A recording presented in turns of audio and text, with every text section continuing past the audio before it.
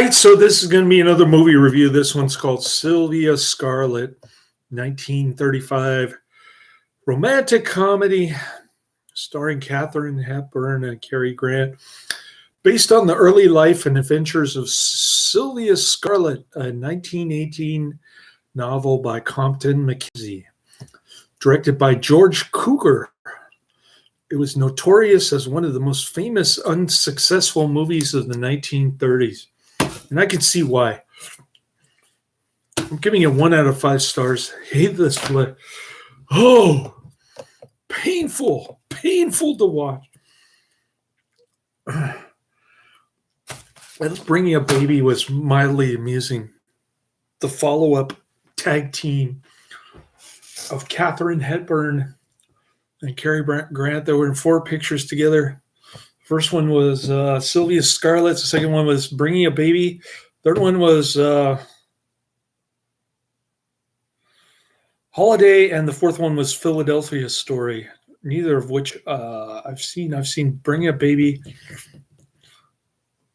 and Sylvia Scarlett. I didn't really care for either one of them.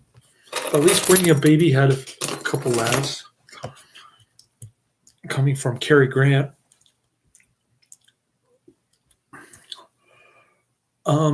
Hepburn plays the title role of Sylvia Scarlett, a female con artist masquerading as a boy to escape the police. The success of the subterfuge is in large part due to the transformation of Hepburn by RKO makeup artist Mel Burns. If she's a boy, then why would she have any makeup? To make her look dirty like a boy, I guess? I don't know.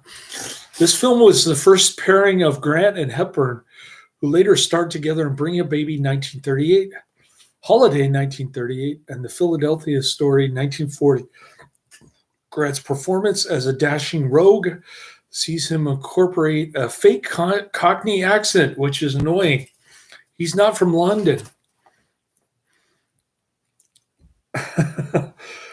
And it remains widely considered the first time Grant's famous personality began to register on the film. So he became famous in this film, even though it was unpopular. That doesn't make sense, but okay. Grant used the Cockney accent in only a few other films, notably 1939's Gunga Din, which I hated, 1943 Mr. Lucky, and Clifford Odets' None But the Lonely Heart in 1944. Cockney was not, however, Cary Grant's original accent. He was born and he grew up in Bristol, which has a very different accent from that of London, where he only spent part of 2 years in his mid-teens working with a vaudeville troupe. In the U.S., by 16, he began to attempt to sound more American in order to broaden the range of theater roles for which he would be cast a decade before he ever appeared in a Hollywood talkie. Sylvia Scarlett, Katharine Hepburn, and her father, Henry Edward Gwynn, flee France one step ahead of the police because while employed as a bookkeeper for a lace factory, he's discovered to be an embezzler. While on the Channel ferry to London, they meet a gentleman adventurer, Jimmy Monkley, Cary Grant, who partners with them in his con games. Okay. So Henry likes to play the cards. He gambles all his money away, sort of like me in my Robinhood account. No, it's not as bad as all that. I've lost about a quarter of the value of my savings on Robinhood. Bad investment decisions. I haven't lost all of it, but I lost a quarter of it, which is a sizable chunk. Anyways, so he embezzles some lace because he works. He's a bookkeeper there, and he embezzles some lace from his employer. They fire him, of course, and he wants to run off to England to avoid customs and to sell the lace. So just so happens that Cary Grant is on the boat to England, and he's got some diamonds in his shoe or something. He gives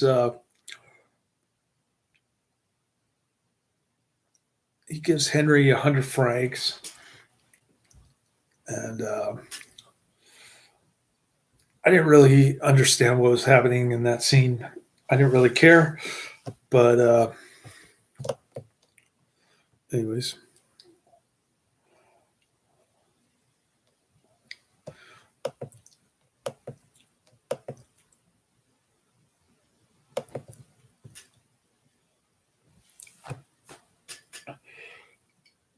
So they go in on it together. Katharine Hepburn is dressed up like a boy to avoid the police somehow. Don't ask me how. What difference does it make if she's a boy or a girl in the police eyes? Okay. I mean, that part didn't even make sense to me. But okay, we'll go along with it. We'll give him the benefit of the doubt here. So she plays a poor orphan, but she's not unscrupulous like the other two guys. And so she keeps messing up all of their schemes to scam money off people. And Cary Grant doesn't like her until later on.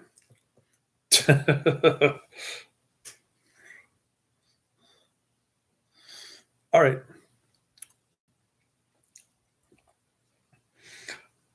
So they join some kind of actor troupe or something, and Katharine Hepburn falls in love with this hipster artist guy. So she reveals herself as a woman. Her dad meets a chambermaid, and they all join an actor troupe. All 5 of them, or whatever. All 4 of them, excuse me, join the actor troupe. Katharine Hepburn has the hots for this artist hipster dude, but he's already engaged to somebody else. And then Cary Grant goes after Katharine Hepburn. She agrees to it, but then Cary Grant goes after the dude's fiance. And so Katharine Hepburn and her lover boy there, her dream boy toy, they're like chasing after Cary Grant and the dude's estranged fiance, but they're reluctant to confront them, so they just jump off the train, and that's the end of the movie. I don't want to spoil the ending too much. So after a disastrous test screening, Cooker and Hepburn reportedly begged producer Pandro Berman to shelve the picture if they agreed to make their next film for free, according to RKO Records. The film lost a whopping $363,000. Thus began a downturn in Hepburn's career, causing her to be branded box office poison, from which she would eventually recover. So the budget was $641,000. The box office was $497,000. You do the math. It's pretty grim.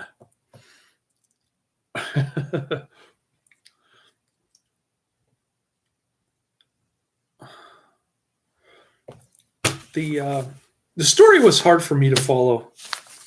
I was distracted. I didn't want to watch it. I wanted to play on Facebook with a bunch of Thai women who are not willing to come here to the United States to marry me. Never in a million years. I've already been through that. I've tried that Adrian recommendation of going after Thai women. You have to go to their country and you have to marry them on the spot. And you have to stay there. That's the only way a Thai woman will ever marry you.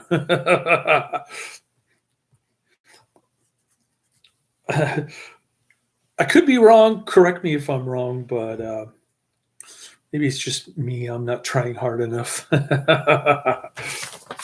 All right. So I got 4 reviews in today. I was determined to get my 4th one in, and I did it. Give me credit. I'm a little tired and my body is anticipating Tuesday when I'm working 2 jobs. So my body wants me to get 10 hours of sleep. I'll probably get 9.5. So, which is pretty decent, if you ask me. 9.5 works. If I get 10 hours, I'm going to wake up at 5 o'clock and I'm going to say, what the heck am I doing sleeping this long? All right. So that's the plan. The stock market is tanking. The lamestream media is upset that a quote far right political party in Italy with neo-Nazi ties allegedly won the election, which doesn't make sense because Mussolini believed in National Socialism, same as Hitler. So how is socialism right wing? I never understood that concept. Putting the wrong label on a political party is very common in the lamestream media, though. They don't know what they're talking about half the time. They think right wing is a socialist party, and socialism is really free markets. They're all mixed up. They think of the United States as free market when all 10 planks of the Communist Manifesto are U.S. law. So, and I'm sure that they're not the only ones that are mixed up. The whole world is crazy. As the title of the movie, it's a mad, mad, mad world. It's a mad, mad, mad, mad world. It's a mad, mad, mad, mad world. I'm supposed to say mad 4 times. I haven't seen that movie in a long time. All right. Well, that was quite a productive day. My son was bummed at the park because these girls are like haranguing him not to use sticks as guns or something stupid. And his buddy Robert is not allowed to sit in the back of my car to avoid those annoying girls. So my son had to suffer through that today. But he got Latin Mass. I checked out Father Joseph Illo on YouTube. He did a great speech about abortion and the Pride Parade here in San Francisco. He went off on them. My kind of priest. I mean, he irritated me the first Latin Mass, when he started talking about COVID, severe COVID restrictions to save one life. That was irritating. You sound like a CDC libertarian, like I said. But he's kind of like Ron Paul. I mean, 90% of what he says is decent, especially when he talks about abortion and homosexuality.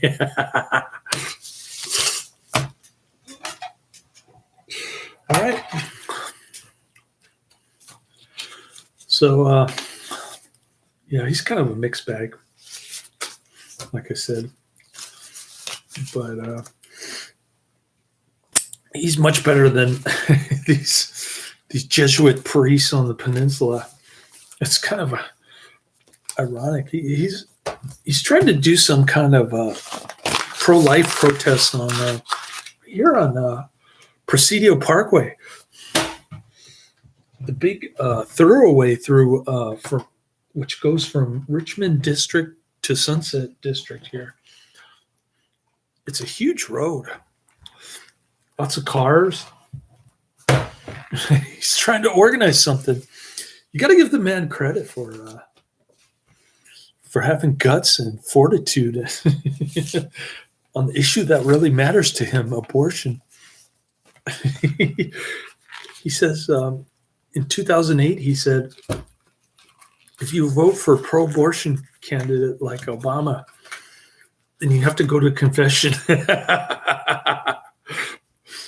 Pretty cool guy. Yeah. Anyways, I sent a clip of one of his videos to my son. So that's pretty cool that my son picked out that church. One of the more, quote, conservative priests. I think the way he talks about state power on his blog, he sounds more like a libertarian, though. But then he contradicts himself when he when he talks about COVID restrictions. All right, enough about him. I just find him intriguing, and he's very meticulous during the Latin Mass. Like, he knows what he's doing, and he's a good public speaker too. I'm starting to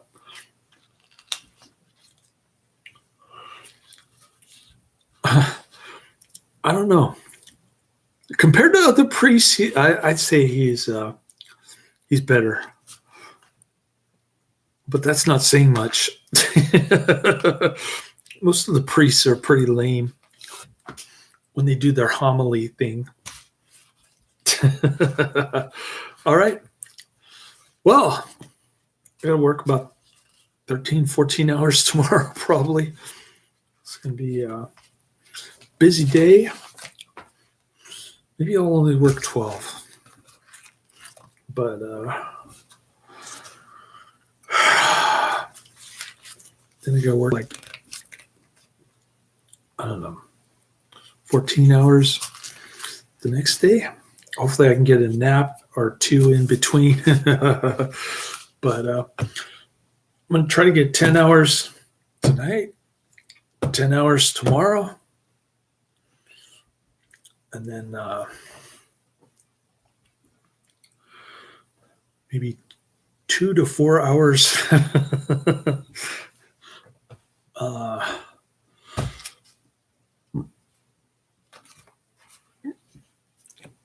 between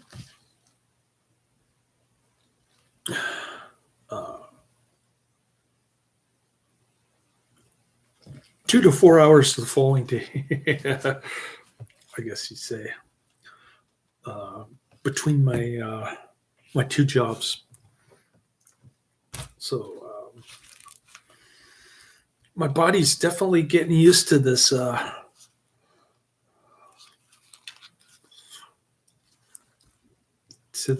graveyard, 3 nights in a row graveyard shifts, man. Brutal. But I can stay awake through all of it, and I just take a little nappy poo in my car during my meal break, like 20 minutes.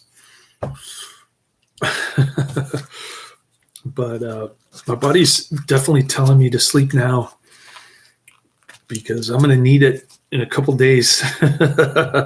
All right, later.